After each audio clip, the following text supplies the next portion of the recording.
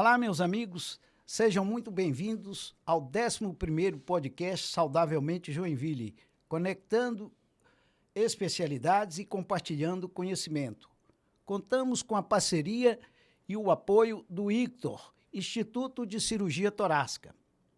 Aqueles que ainda não se inscreveram, façam sua inscrição no meu canal do YouTube, João do Pulmão, dê seu like ou dislike e compartilhe o vídeo.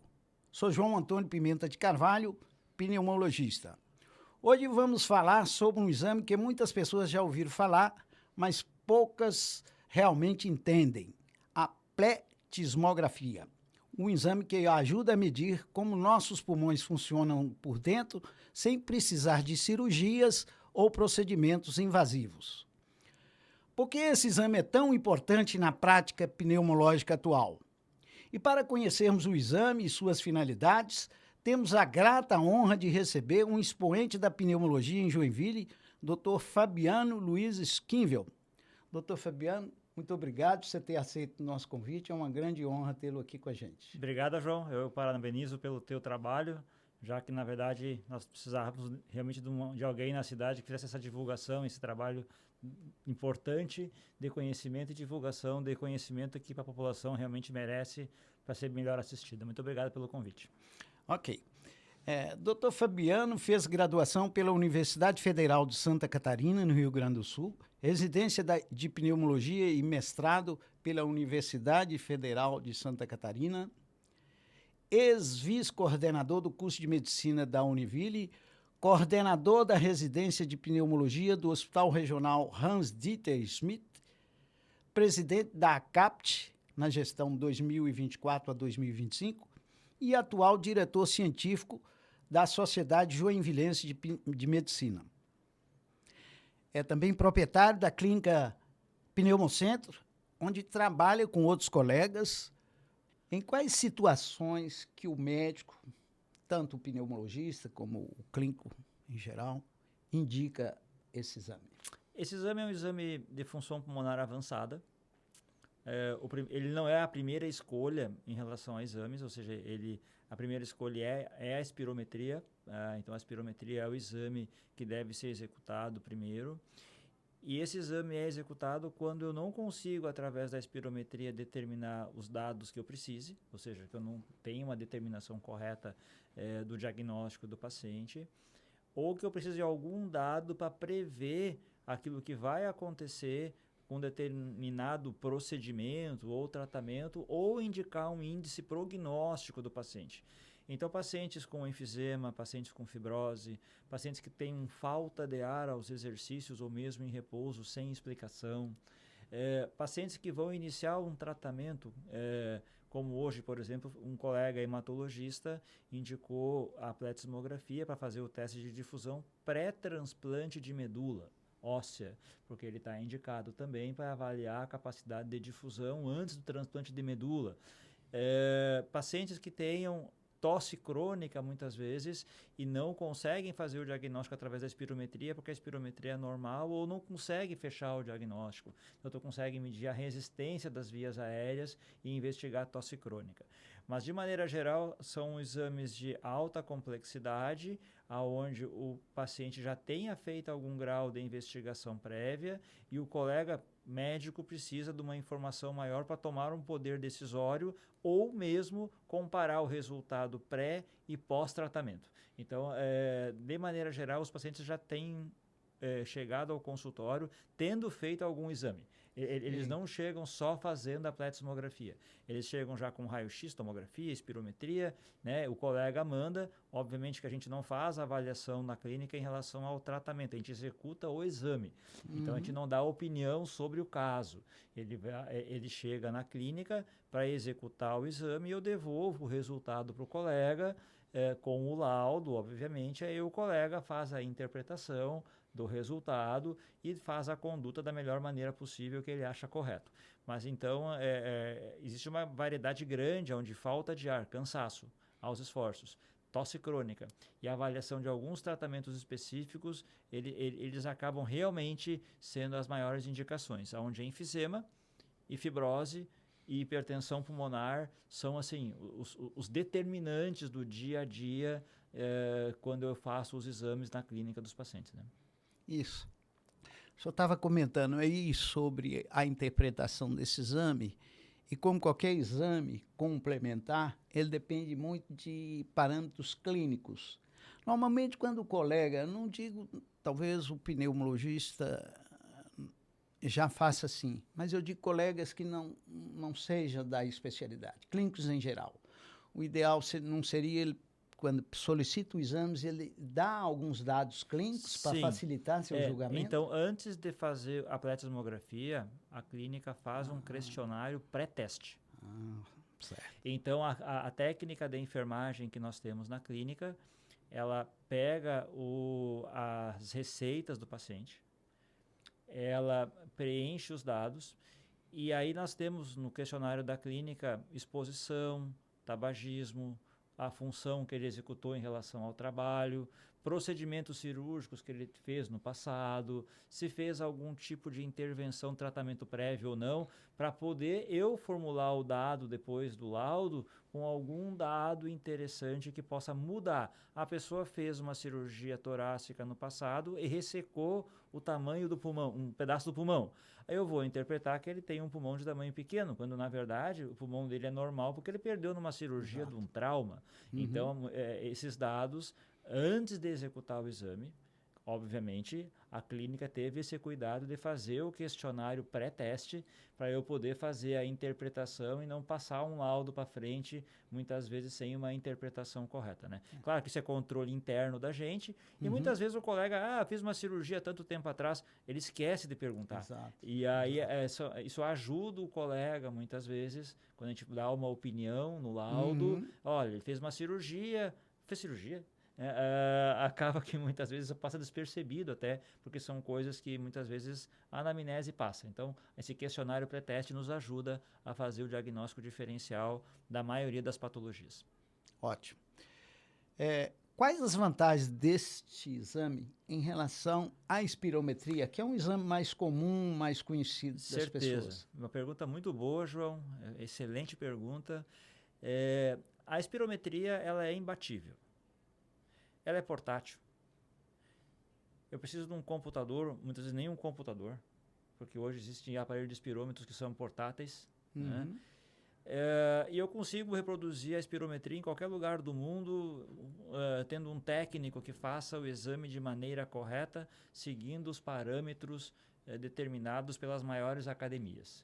Nosso grande problema hoje é que a espirometria é de péssima qualidade. Isso, exatamente. E aí, muitas vezes, ela não é explorada totalmente como deveria, porque as manobras são feitas de maneira equivocada. Mas mesmo com a espirometria realizada de maneira correta, eu preciso muitas vezes determinar coisas que a espirometria não consegue fazer. Então, a espirometria ela determina a saída e a entrada de ar do pulmão, e ela não consegue medir a capacidade pulmonar total. E nem a quantidade de ar que fica no final do pulmão, que é o volume residual. Assim como também ela não consegue medir a troca de gás carbônico que passa de dentro do pulmão para dentro do sangue. Então, a maioria dos exames e a maioria dos trabalhos são feitos com espirometria porque ele realmente é um exame imbatível. Agora, quando eu preciso fazer um exame mais detalhado, e que eu preciso dar respostas melhores para o paciente e para o colega, a espiro não consegue ir tão longe.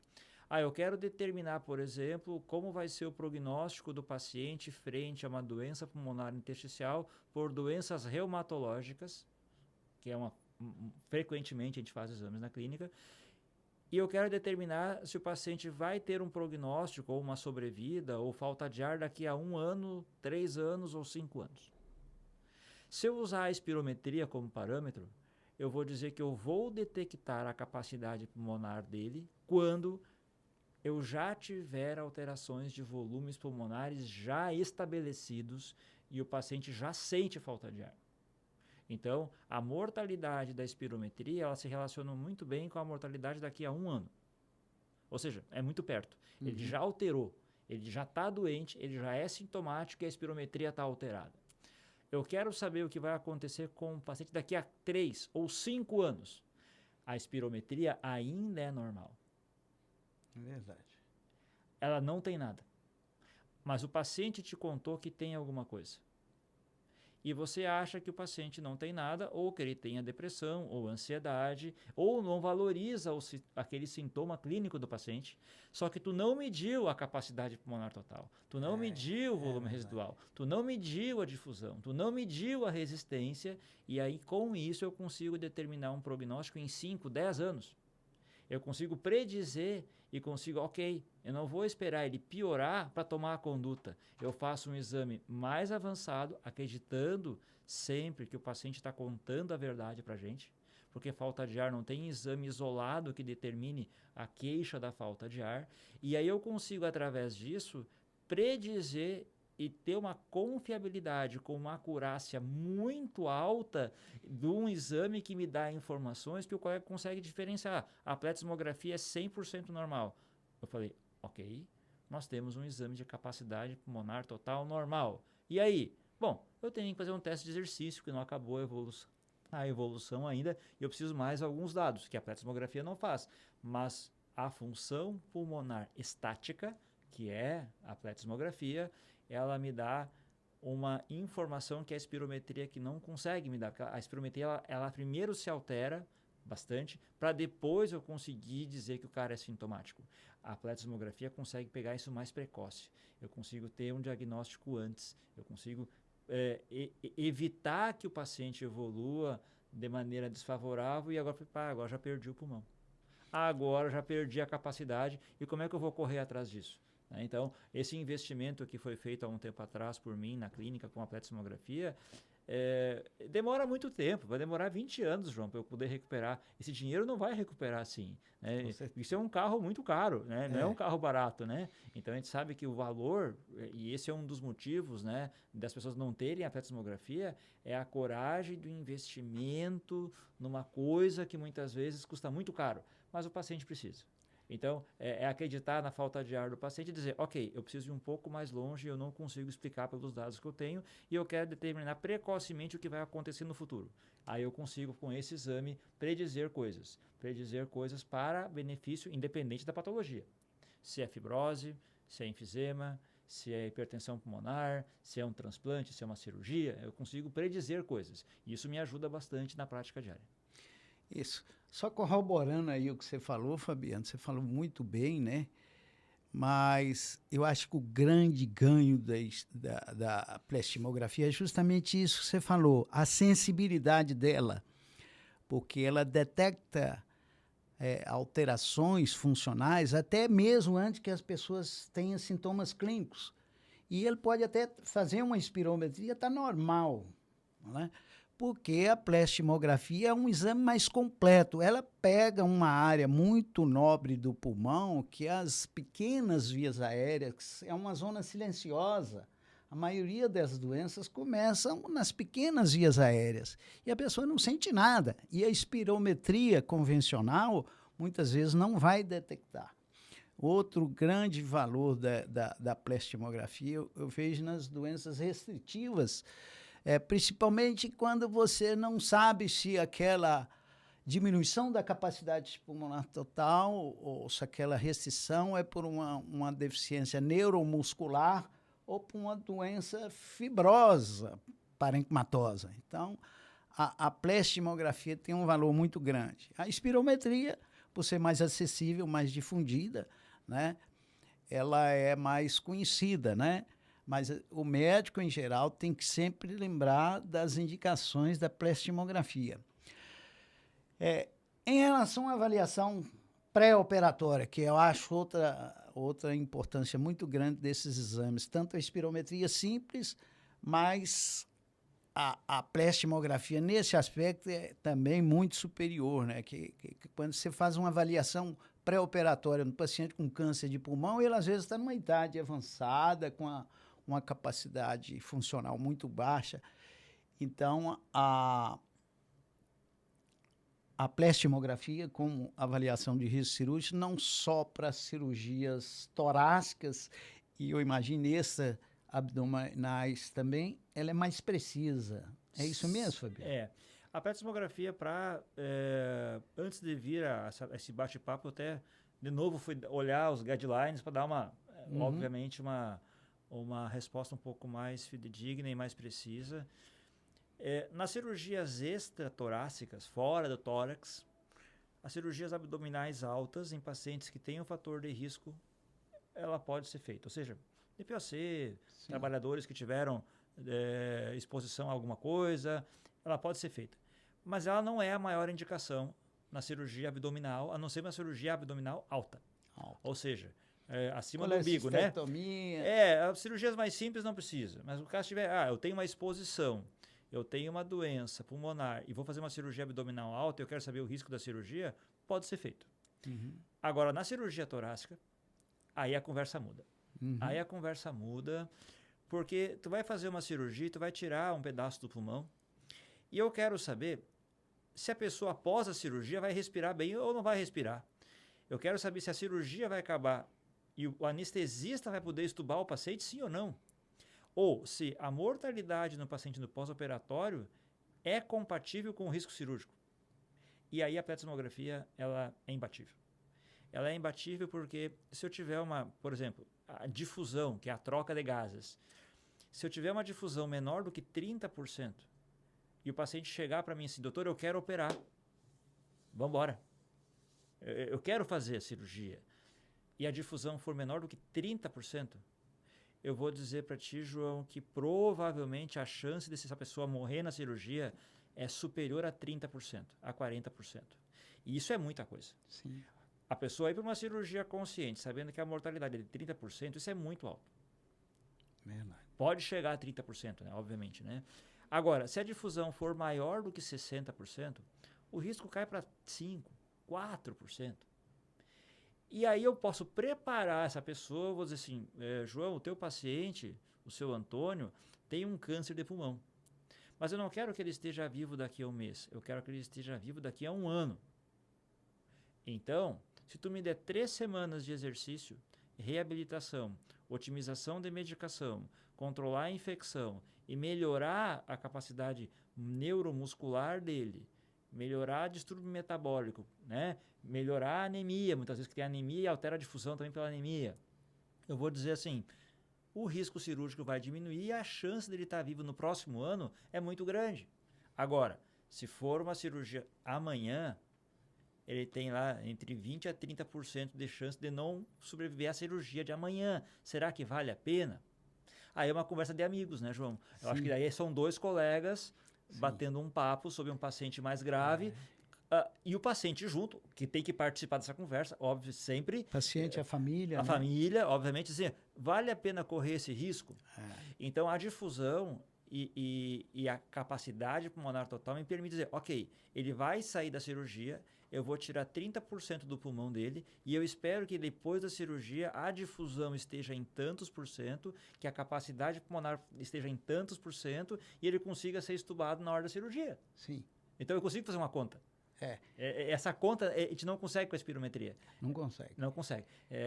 Eu consigo estimar o VF1 pós. Exato, é isso que eu ia te perguntar. Então quantos segmentos, quantos pedacinhos de pulmão eu vou tirar e eu vou dizer, o VF1 vai ser tanto. Ok, mas o VF1 de tanto quer dizer difusão de tanto. Então, tu não tem uma relação direta entre quantidade de VF1, que é o volume respiratório no primeiro e segundo, com a difusão.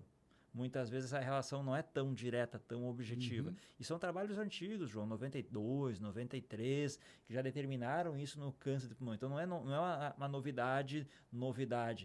Mas Joinville ainda é novidade. Porque a gente não tinha um aparelho, então acaba aqui para nós, acaba sendo uma novidade, porque a gente está estratificando melhor os pacientes hoje em dia, e mesmo os cirurgiões ainda, eles utilizam muitas vezes na segurança da confiança do taco, que eu vou dar conta, mas não é a mão dele que não dá conta. A mão dele é boa, é o pulmão do cara que é ruim. Então não é a mão do cirurgião, e sim é a preparação do paciente. Tu entender que o cara é de alto risco e com isso preparar o paciente de maneira adequada para que no pós-operatório imediato tu não tenha complicações graves que eram totalmente evitáveis. Aí que nós estamos lidando com o risco. Então, a pletismografia coloca a gente num mundo diferente, que é o mundo da qualidade, que é o mundo da acurácia, da sensibilidade, que é o mundo da explicação fisiológica. Então, é a fisiologia respiratória real que permite ao paciente tomar decisões, porque se o cara tomar decisão com um dado equivocado, ele não está tomando a melhor decisão porque ele não tem o melhor dado. Se ele toma uma decisão em cima de um dado acurado, eu vou dizer, ok, ele escolheu. Ele escolheu sabendo do risco real. Aí ele escolheu. Aí o médico e o paciente vão chegar num acordo, podendo determinar de maneira adequada, né, se aquele risco vale a pena ou não. Né? Então, eu acho que é uma conversa. Acho que em medicina, isso nenhuma IA vai substituir, João. Tu pode ter certeza. A gente estava brincando antes sobre isso, sobre a IA, mas assim, a IA não vai substituir a gente. Com certeza. Ela vai nos dar os dados. E os dados vão ser interpretados.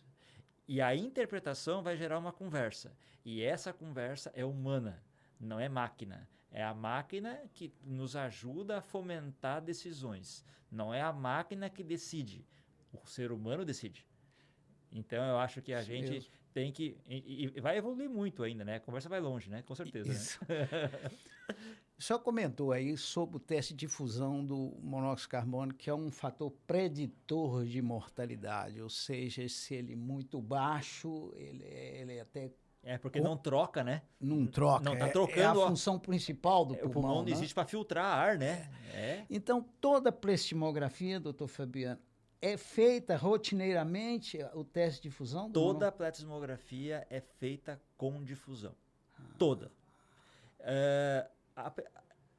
Se o colega, por algum motivo especial, me pede um exame e pede só volumes pulmonares, já aconteceu.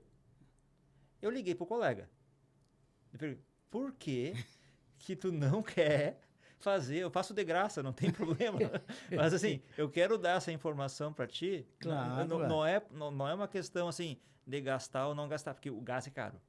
Cada torpedo daqueles de monóxido de carbono com CH4 custa em torno de R$8.000. A manutenção da máquina é danada, é muito cara. Então, assim, mas eu faço questão. Eu não tenho, tipo, essa pessoa do transplante de medula que eu estava lhe contando, ela está internada hoje no Hospital São José.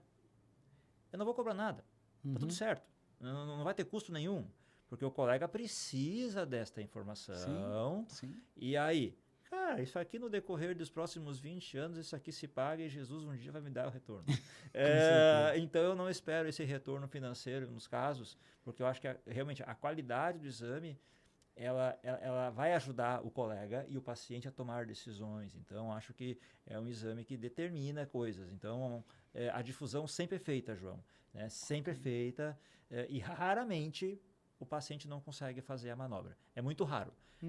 E o maior problema são os pacientes com distúrbio de ansiedade. Eu acho que é uma pergunta que tu ia me fazer, se é difícil, se dói, como é que faz, como é que não faz. É a próxima pergunta.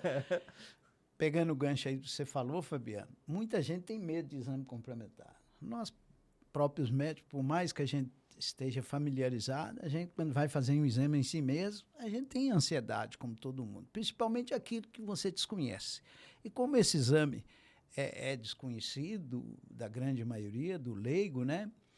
Ele fica perguntando se a pletismografia dói, quanto tempo dura, tem algum risco envolvido no exame? Sim. Como é que é? Não dói nada. Claro. Sério. Ele vai ter que soprar. Só. O problema é que a prova... É o que eu falo para os pacientes, você vai fazer o que você sempre faz na vida, é respirar. Respirar. O problema é que é a prova do mentiroso. Ah, entendi. Ele não vai respirar como ele acha que deveria.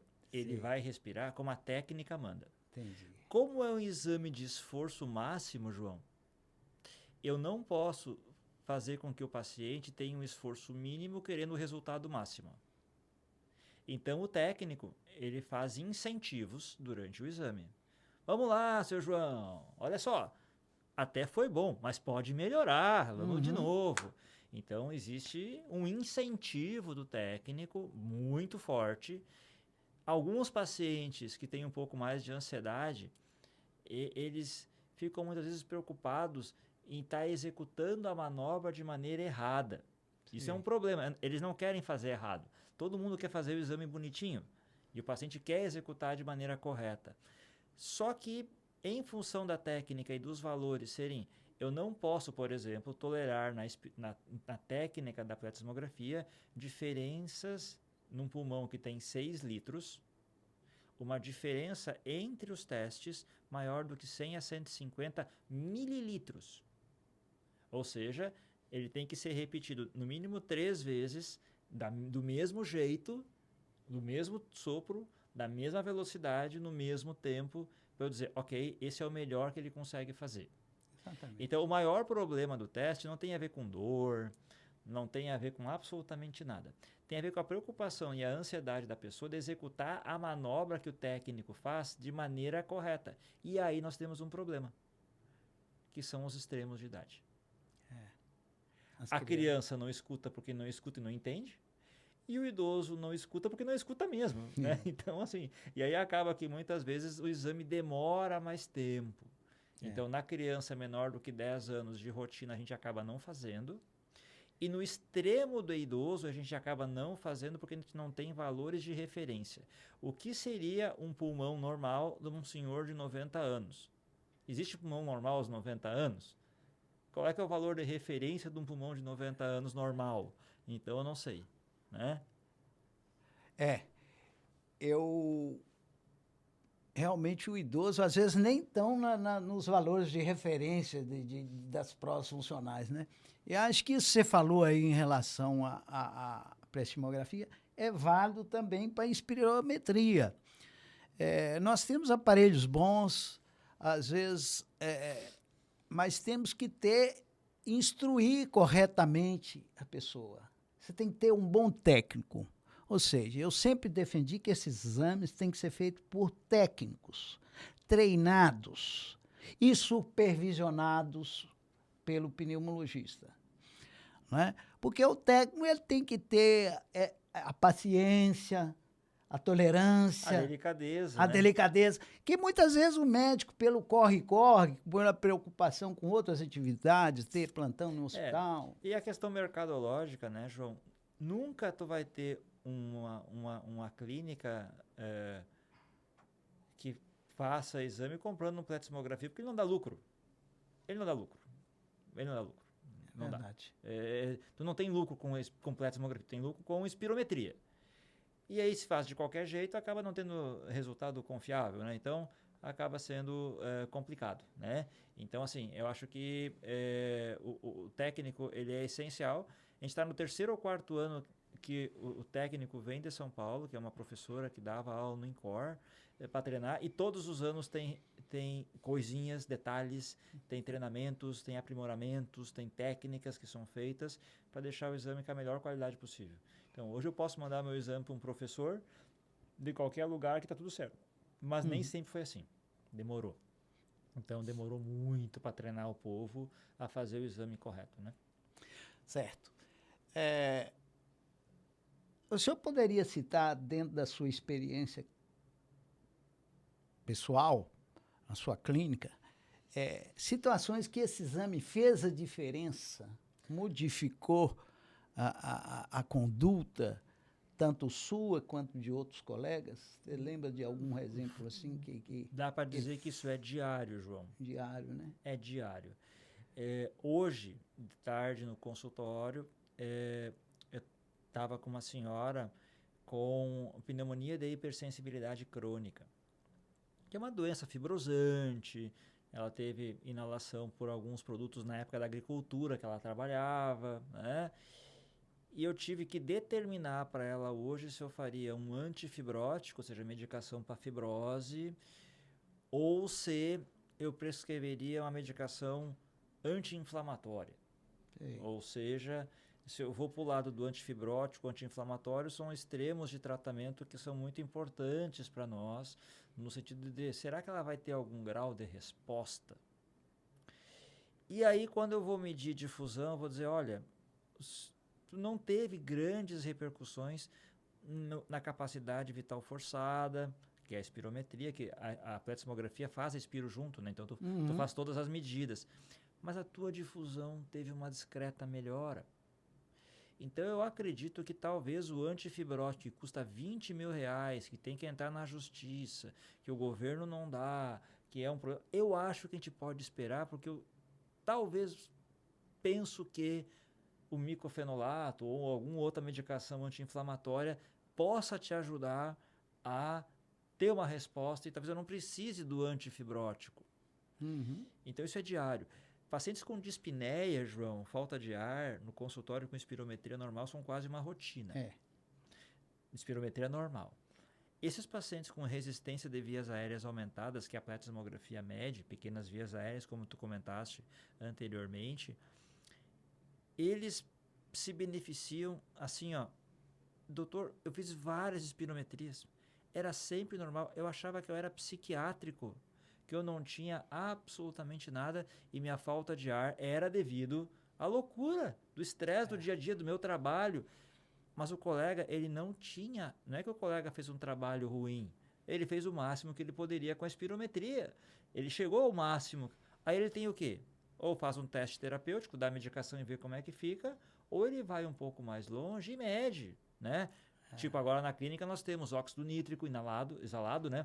Nós temos também lá teste de broncoprovocação por metacolina, né? Então, coisas que nós implementamos nos últimos 2 anos, ou seja, as respostas vão sendo dadas conforme tu chega cada vez mais longe na investigação.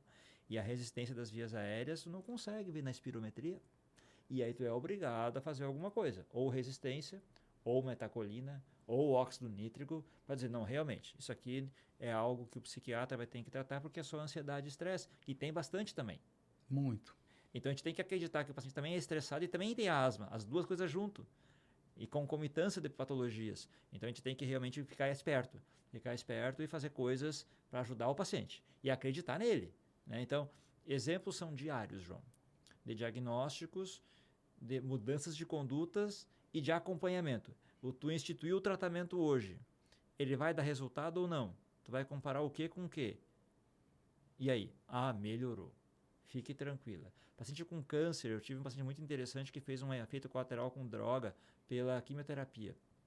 E ela era paciente de um oncologista, ela chegou para mim para fazer tratamento e a difusão dela era de 20 e poucos %. Pós-tratamento, ela via a curva da difusão cada vez melhorar, e eu falei, não, mantenha a dose da medicação, vai indo, a gente vai melhorar mais ainda, tá melhorando. E ela acreditou. Ela não morreu do câncer, porque era um câncer metastático, mas ela podia morrer da fibrose. Sim. Defeito colateral do remédio. E aí que a gente conseguiu ajudar ela. Então, assim, isso toda semana tem exemplos, João. Que a gente tem que experienciar mais, a gente tem que testar mais o método para conseguir dizer até onde ele vai, né? Disso aí tudo que você falou, me ocorreu aqui uma coisa muito frequente na minha experiência, da gente lidar muito com a dispneia psicogênica, a dispneia chamada suspirosa, que alguns chamam de síndrome de hiperventilação e tal. E eu sempre me policio, será que eu não estou dando diagnóstico demais de dispneia, de ansiedade, baseado só no exame clínico normal, a espirometria normal, espirometria simples, e a radiologia normal. Eu sempre fico com essa... Tu tem a possibilidade, muitas vezes, de fazer uma tomografia. Só que a tomografia tem irradiação. Exatamente. E aí cada tomografia equivale a 200, 300 exames de raio-x. Por que eu vou irradiar um paciente com raio-x normal se eu tenho um exame que mede coisas sem irradiação? E às vezes é mais caro até, né? Bem mais caro. E fora o risco de acumular radiação durante a vida inteira. Então, assim, a gente está nessa pegada agora de querer evitar riscos para o paciente. Eu acho que a Platinum entrou encaixou muito bem nisso, né? Na questão de avaliação correta com pouco risco, né? Nós estamos finalizando, Fabiano. O assunto é extenso, né? A gente tem assunto para ficar aqui um tempão. Mas tem duas perguntinhas finais agora que eu tenho certeza que a maioria dos telespectadores estão pensando. O exame é caro? Pode ser feito pelo SUS ou por convênios? O convênio faz, todos eles normais, todos os convênios cobrem, tranquilo. Que bom. No SUS não tem. A gente está tentando, para o hospital regional, conseguir um aparelho, porque tem a residência de pneumologia. Então, esse ano vai ter uma campanha, todo mundo vai ser chamado para colaborar, para dizer que o aparelho é importante no SUS. Vai ter uma chamada durante o ano sobre isso. E é um exame que custa em torno de R$500 a R$600, mais ou menos. Não é um absurdo, é razoável, né? Pela quantidade de informações que ele dá. Eu acho que uma espirometria simples, obviamente, num consultório, tem um valor menor, porque o aparelho custa 20 vezes menos, né? A espirometria custa 100 mil reais. A espirometria não. A espirometria custa 10, 15 mil reais. O pletismol custa 400. Então, assim, e o custo de manutenção é 40 mil ano. Então, assim, é muito caro. Então, o custo operacional dele é muito alto. Então, o filtro custa R$35. E tem que ser um para cada paciente. Então, é um exame médio, né? Não é tão... Por que a plastimografia ainda é subutilizada no Brasil? Acho que são duas coisas. Quando tu me perguntou isso antes, eu fiquei pensando rapidinho. Primeiro, o paciente não é meu. O colega mandou. Eu não quero o paciente para mim. Eu quero ajudar o colega a resolver o problema dele e do paciente. Então, não é porque minha clínica tem a pletismografia que a minha clínica é melhor que a outra. Ele só presta um serviço para ajudar os colegas e tem um aparelho na cidade e vai ajudar todo mundo. Está tudo certo. Né? Então, está tudo bem. Então, eu não quero pegar a paciente de ninguém. Então, os colegas não precisam ter medo de mandar o paciente para mim achando que vão perder o paciente para mim. Primeira coisa. Eu acho que os colegas muitas vezes não encaminham pelo medo de perder o paciente. Segundo, eu acho que não acreditam na diferença entre pletismografia e função pulmonar. Simples, né? E o terceiro é a questão custo mesmo. É o custo. O custo é absurdo. Então, assim, a história eu te contei no congresso, né? Como é que foi a história da compra do aparelho, né? Que eu tinha um apartamento, não estava usando o apartamento, vendi o apartamento e comprei um aparelho. E aí? Eu vendi o aparelho. E um dia isso vai se pagar, quem sabe? Ainda não pagou. Já fazem 6 anos. Então, assim, é um carro caro, como eu te falei, de 400 mil reais, que está lá fazendo exame e ajudando as pessoas. E o custo não se pagou. Certeza que não se pagou. O custo, pega 400 mil reais e aplica. Quem comprou a máquina, custou caro isso, né? Esse brinquedinho custou muito caro. Mas eu estou feliz com ele. Eu acho que a longo prazo, um dia ele se paga.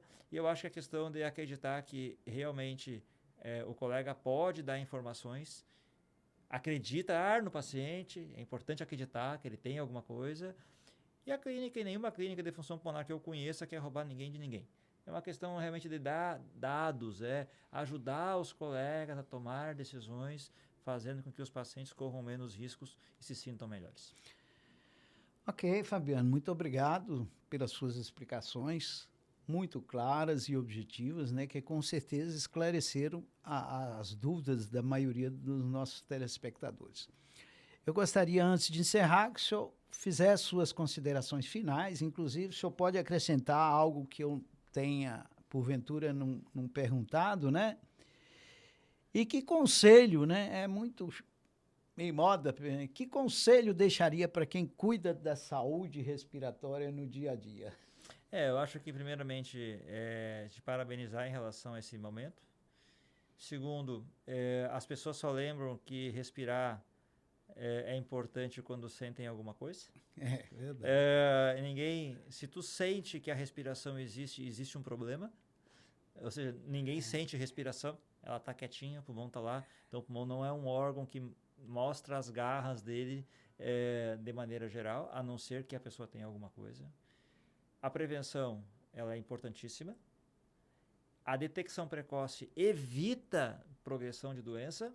Então, se existe alguma coisa, vá atrás. Não espere piorar, porque isso vai complicar. Não bota a sujeira debaixo do tapete. Existe alguma coisa, procura o especialista, procura um colega pneumologista, né? Tire as suas dúvidas e a gente está à disposição sempre, João. Joinville tem um clima entre os colegas espetacularmente bom, entre todos os colegas pneumologistas, e todos são amigos, né? Todos são colegas, todos um ajuda o outro. Eu acho que isso propicia que Joinville seja diferente. Acho que a gente tem um ambiente de trabalho muito favorável na cidade, aonde não é porque a minha clínica presta um exame, a tua faz outra, a do Jaime faz outra, tá tudo certo. Tudo Ajuda certo. o outro, né? Claro. Um ajuda o outro e aí Claro. o negócio vai dar bem, né? Então, acho que a questão de acreditar no paciente e ter essa medida colaborativa faz com que a gente tenha essa medicina de qualidade tão boa quanto nós temos na cidade de Joinville. Ok. É como eu sempre tenho dito aqui, né? Esse podcast, a finalidade dele é só informativa. Ninguém tem a intenção de substituir um médico ou um consultório médico, né? Nós estamos aqui só com o objetivo de informar não só os estudantes de medicina, os colegas da especialidade de outras áreas, mas principalmente o público em geral. Eu quero agradecer a você, telespectador, por acompanhar mais um episódio do podcast Saudavelmente Joinville. A gente conta com o apoio do ICTOR, que é um Instituto de Cirurgia Torácica. Até uma próxima oportunidade. Obrigado, boa noite.